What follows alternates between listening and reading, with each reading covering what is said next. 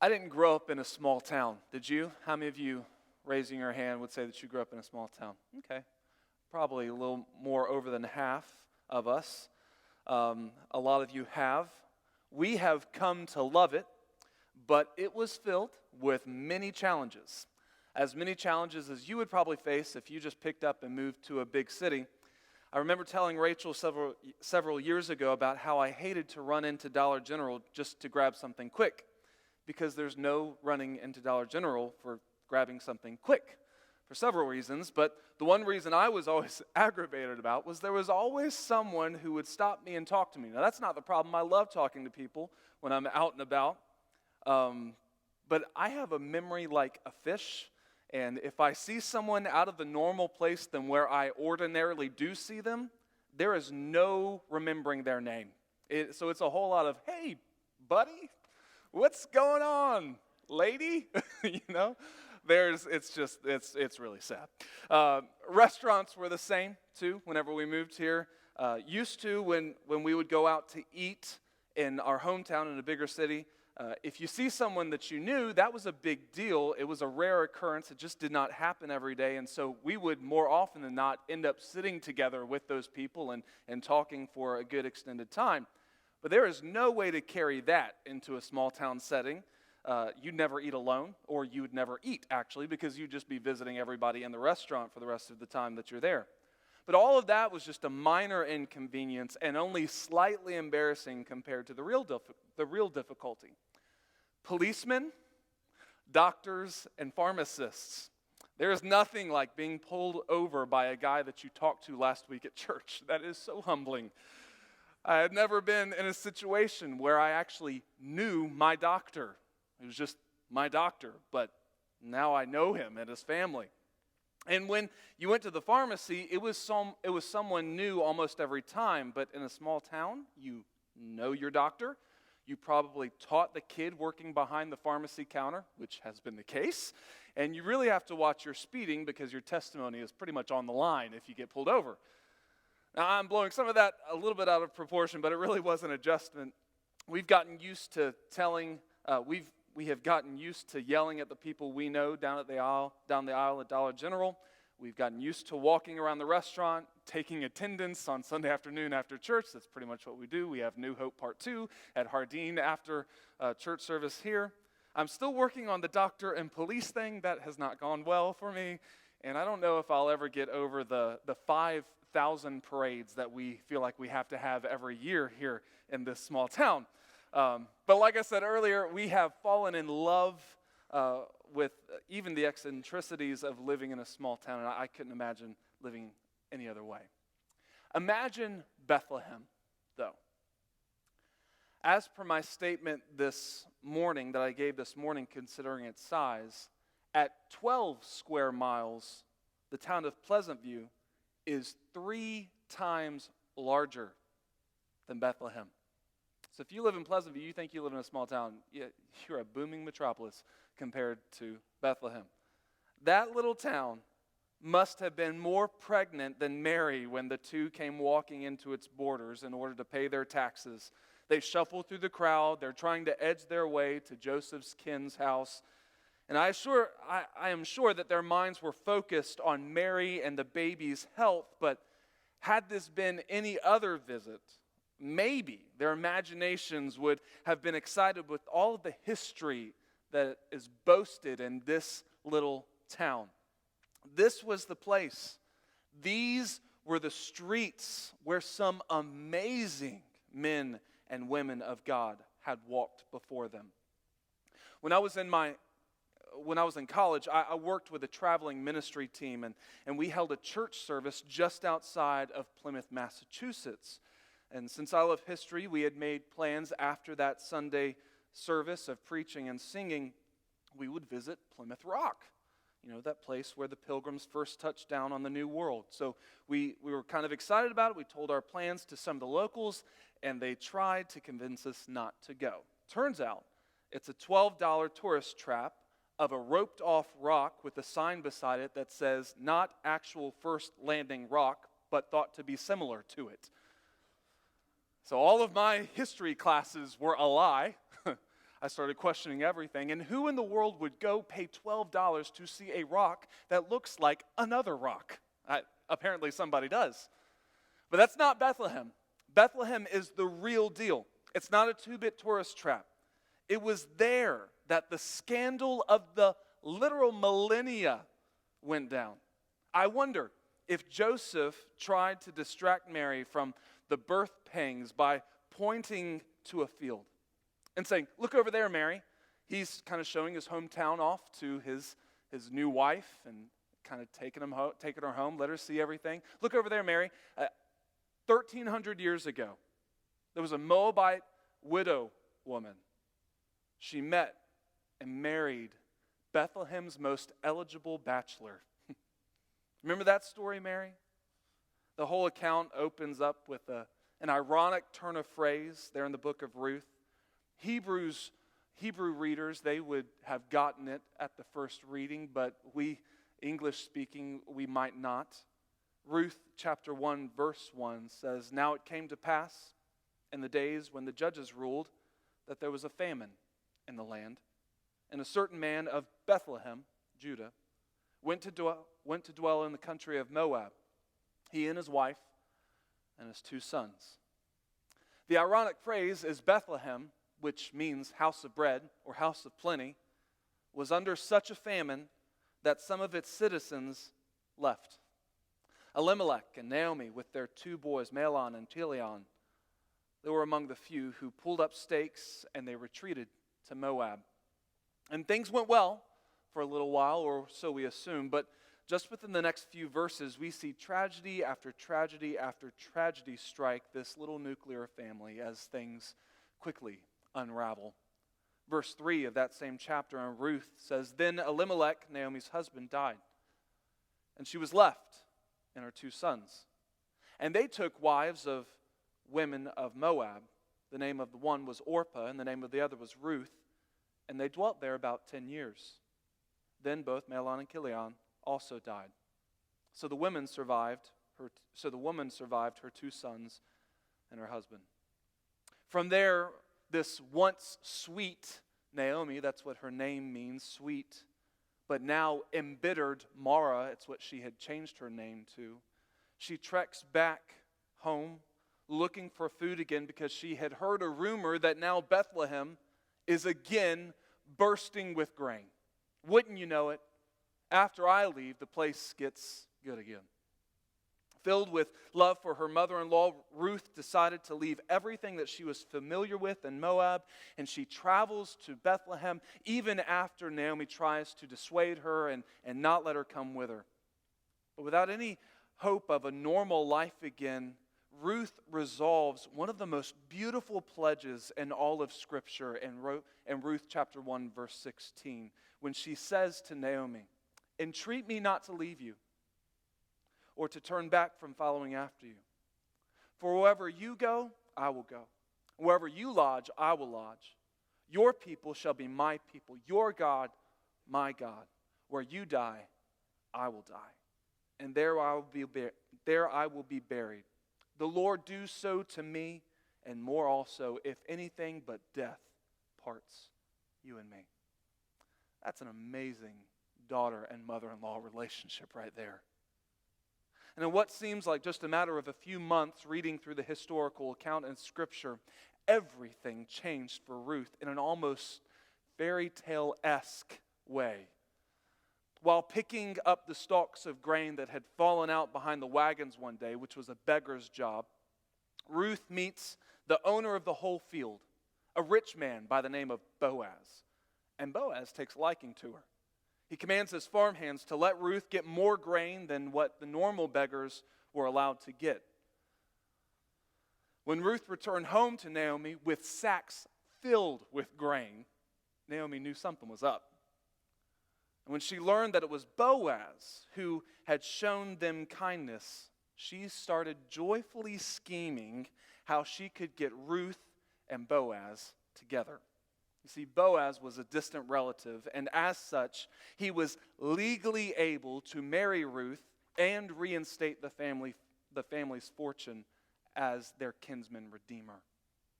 When Naomi planned it all out better than any Cupid ever could, Ruth stayed cool, calm, and collected, and it ultimately worked. Boaz was more than willing to marry Ruth, buy their home back for them, reinstate Naomi into Abraham's lineage. And the story ends with the biggest "so they lived happily ever after" that you will see in any other part in Scripture. In verse 13 of Ruth chapter 4, it says, "So Boaz took Ruth, and she became his wife, and he went into her. The Lord gave her conception, and she bore a son. Then the women said to Naomi, 'Blessed be the Lord, who has not left you this day without a close relative, and may his name be famous in Israel. And may he be to you a restorer of life and a nourisher of your old age. For your daughter-in-law, who loves you, who is better to you than 7 sons, has borne him.' Then Naomi took the child and laid him on her bosom and became a nurse to him. Also the neighbor women gave him a name, saying, 'There is a son born to Naomi.' And they called his name Obed, who is the father of Jesse, the father of David." That's really the story of Ruth. Is the second time that we are told anything about Bethlehem, the first only being that this is where Rachel was buried, Jacob's wife. But this is a much better story. And I imagine Joseph and Mary talk about that. But that story leads into, another amazing story centered in Bethlehem. That this couple that they were probably talking about on their way in there. You see, as I said earlier, Bethlehem was known as the house of bread, but that town's slogan was taken off the sign when their favorite son made it big time as the king of Israel. They didn't call this place the city of bread or the city of plenty anymore. They called this place the city of David. You probably know David's story better than even Ruth's story. We talked a little bit about this morning. Let me remind you of a little bit of it. Adolescent Israel so badly wanted to be like all the nations surrounding them, so they begged God for a king. They had lived under a theocracy with judges and leaders, but they didn't want that anymore. It wasn't enough that God had literally written laws in stone for them. It wasn't enough that he had led them by fire and cloud. It wasn't enough for them that he had held the earth in its orbit to give them more time and a victory over the Amorites. They wanted a real king, as if all those other things were child's play.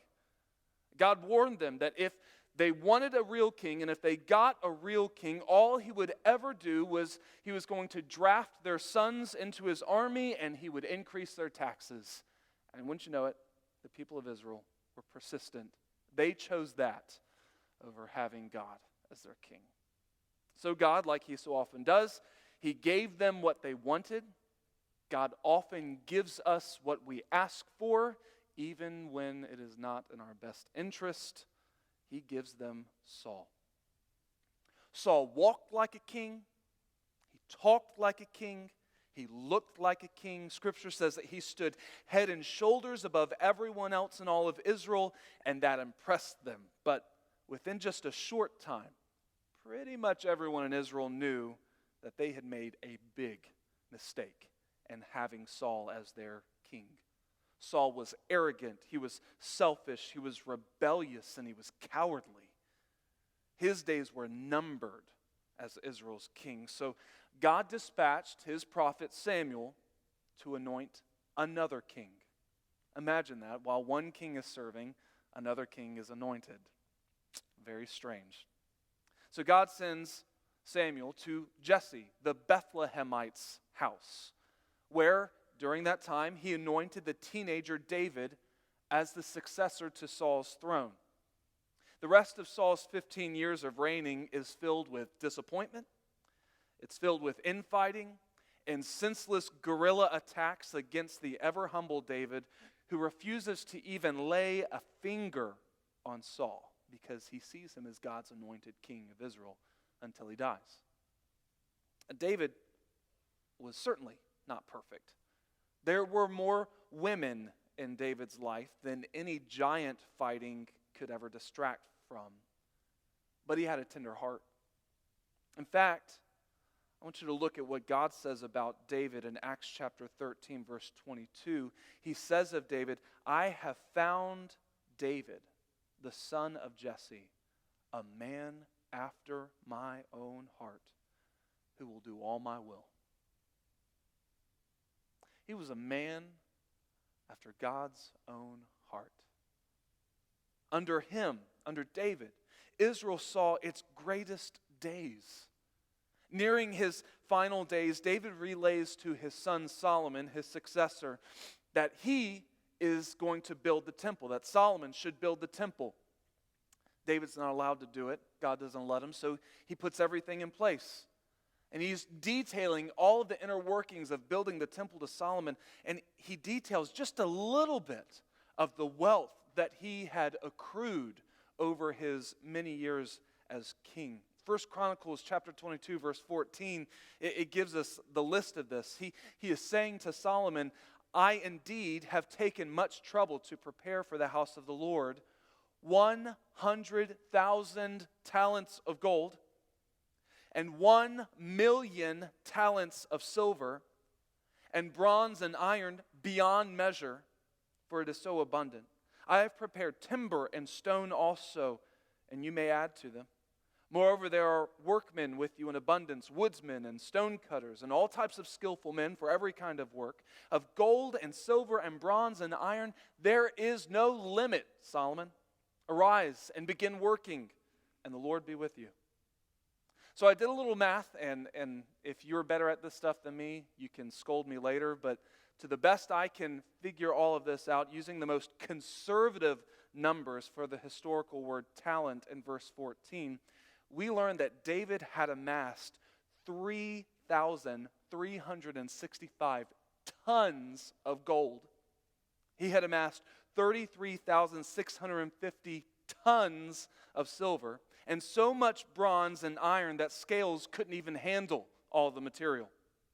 Just the gold and silver alone would be conservatively $250 billion in today's finances. Just so you know, you could buy every team from the 4 U.S. major sports leagues with $72.89 billion left over with that much money. I looked it up. David's reign was truly the golden age of Israel. And I can just imagine that sign, welcome to Bethlehem, home of King David. But really all that had passed. Kingdoms had shifted since those events a millennium ago, and Bethlehem had returned to its humble state. As Joseph and Mary, they traveled into its borders. It was just 4 square miles of occupied territory in the vast empire of Rome. A shell of its former glory. I can kind of see the sign with the city moniker, the city of David, kind of swinging rusty in the breeze. And there's just a slight whisper of unfulfilled prophecy about the town. Its story is not over, although it looks like the Rust Belt. Micah 5:2. But you, Bethlehem Ephrathah, though you are little among the thousands of Judah, yet out of you shall come forth to me the one to be ruler in Israel, whose goings forth are from of old, from everlasting. Therefore he shall give them up until the time that she who is in labor has given birth. Then the remnant of his brethren shall return to the children of Israel. Listen to this, verse 4.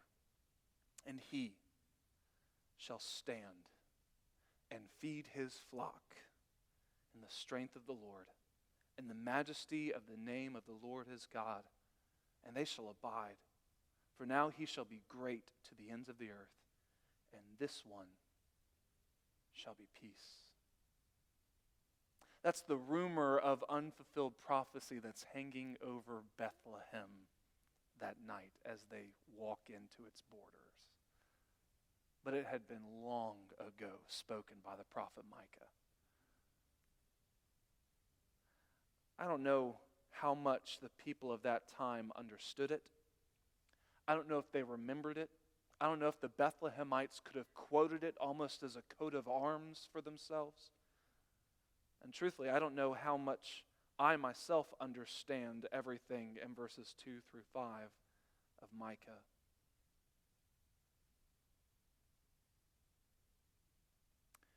Though this town was insignificant on the world stage, though it was the least of the cities of Judah, within its own family, it wasn't even a big deal.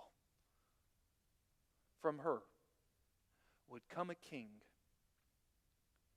whose beginnings were from ancient times. Poetic way of saying, who has no beginning. This king, he will assume his post. It's the literal understanding in verse 4 when he says, and he shall stand. He shall assume his post. And he will rule his people. But he's not going to rule with an iron fist, bent on being served. He is going to minister as a shepherd who tends and feeds his sheep. He will provide for them by the sovereign authority of the Lord, and all his people will live securely. That's the Corey version of verse 4. There will be no famines, as in the days of Naomi and Ruth. He's full, and he will give to others fully. So he provides, we see that. But I love how verse 5 begins, and I wish that those who separated it in verses would have just left the one sentence alone freestanding as verse 5, because it doesn't necessarily fit with the rest of verse 5. It says, of this one who should come from Bethlehem, this one shall be peace. It's as if all of the others who had ruled before him hadn't brought peace. They cried out like Jeremiah and Ezekiel said, peace, peace, but there is no peace. Even David, the golden king of Israel, the man after God's own heart, he was dismissed from building the temple because he was a man of war with blood on his hands. He didn't bring peace, but not this one. He provides so that Bethlehem is now the place of plenty again, and he also brings peace that passes all understanding. So you can imagine how disturbed Herod the Great was when a few magi from the east come knocking on his palace door, asking in Matthew 2, where is he who has been born King of the Jews? For we have seen his star in the east, and we've come to worship him. When Herod the king heard this, he was troubled, and all Jerusalem with him. And when he had gathered all the chief priests and the scribes of the people together, he inquired of them where this Christ was to be born. So they said to him, in Bethlehem of Judea, for thus it is written by the prophet, and they quote Micah, but you, Bethlehem, in the land of Judah, are not the least among the rulers of Judah, for out of you shall come a ruler who will shepherd my people Israel. I am almost positive that once Herod gives the command to the Magi, this is where he is to be born in Bethlehem, I'm almost positive that Herod had his men read the rest of that Micah prophecy a little bit more. I am positive that they don't just end with, there's going to be a king that comes out of Bethlehem. That is why he is so intimidated by this newborn king. Because this king promises provision, and this king promises peace, and he knows he can't give it. And so imagine the one who is born with so very little, who suffered so greatly at the hand of wicked men. This was the one who would actually fulfill the prophecy as the one who provides and the one who brings peace. That's why King Herod was so threatened by him. For us tonight, I've kind of taken you through a few stories in Bethlehem. But I want us to center in for just a couple of minutes.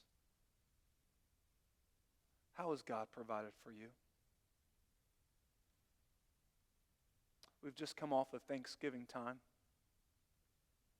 And we get so thankful around the end of November. And it seems like while we're driving down the road, we're just listing all the things. Father, thank you for this. Thank you for that. Thank you for this. We're just very aware of it.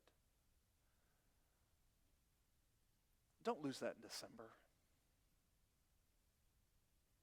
More importantly than any kind of physical thing that God has blessed you with, He has blessed you with a right standing with God. He has granted the peace that passes all understanding. This one shall be peace. No matter what you're going through this evening, like we talked about in our D6 Sunday School classes this morning, you cannot choose your situation, but you can choose peace with God. If you want to know what peace is like, you must know God. So let's praise Him as the one who provides for all our needs and all our spiritual blessings, and the one who brings peace into our tumultuous lives, into our tumultuous times, a peace that passes all understanding.